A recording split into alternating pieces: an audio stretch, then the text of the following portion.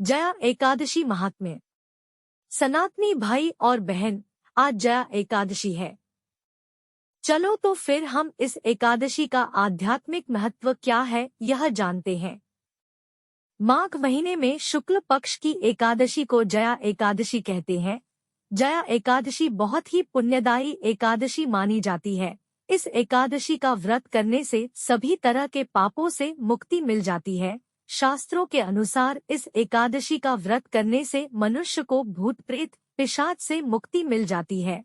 मान्यता के अनुसार जो कोई भक्त जया एकादशी व्रत का पालन सच्ची श्रद्धा के साथ करता है, उसे पुण्य की प्राप्ति होती है। इस दिन भगवान विष्णु का पूजन करने से दोषों से मुक्ति मिलती है। साथ ही इस दिन पूजा के दौरान जया एकादशी व्रत की कथा पढ़ने से सौभाग्य की प्राप्ति होती है। जया एकादशी व्रत कथा इस प्रकार है। जया एकादशी व्रत कथा। पौराणिक कथा के अनुसार जब धर्मराज युधिष्ठिर भगवान श्री कृष्ण से पूछते हैं कि माघ मास की एकादशी का क्या महात्म्य है, तो भगवान श्री कृष्ण कहते हैं कि इसका नाम जया एकादशी है। इस एकादशी पर व्रत करने से मनुष्य को भूत पिशाच की योनि का भय नहीं रह जाता है। इसी विषय में कथा सुनाते हुए भगवान कृष्ण कहते हैं कि एक बार नंदन वन में उत्सव चल रहा था। इस उत्सव में सभी देवतागण, सिद्ध संत और दिव्य पुरुष उपस्थित थे। इस उत्सव कार्यक्रम में गंधर्व गायन कर रहे थे एवं गंधर्व कन्याएं नृत्य कर रही थी। पौराणिक कथा के अनुसार जब धर्मराज युधिष्ठिर भगवान श्री कृष्ण से पूछते हैं कि माघ मास की एकादशी का क्या महात्म्य है, तो भगवान श्री कृष्ण कहते हैं कि इसका नाम जया एकादशी है। इस एकादशी पर व्रत करने से मनुष्य को भूत पिशाच की योनि का भय नहीं रह जाता है। इसी विषय में कथा सुनाते हुए भगवान कृष्ण कहते हैं कि एक बार नंदन वन में उत्सव चल रहा था।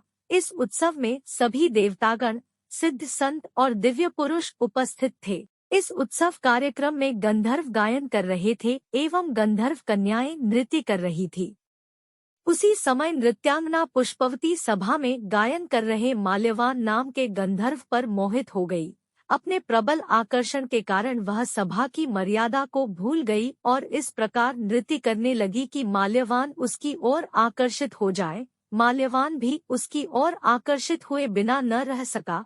परिणामवश वह अपनी सुध-बुध खो बैठा और सुरताल भूल गया, जिसके कारण वह गायन की मर्यादा से भटक गया।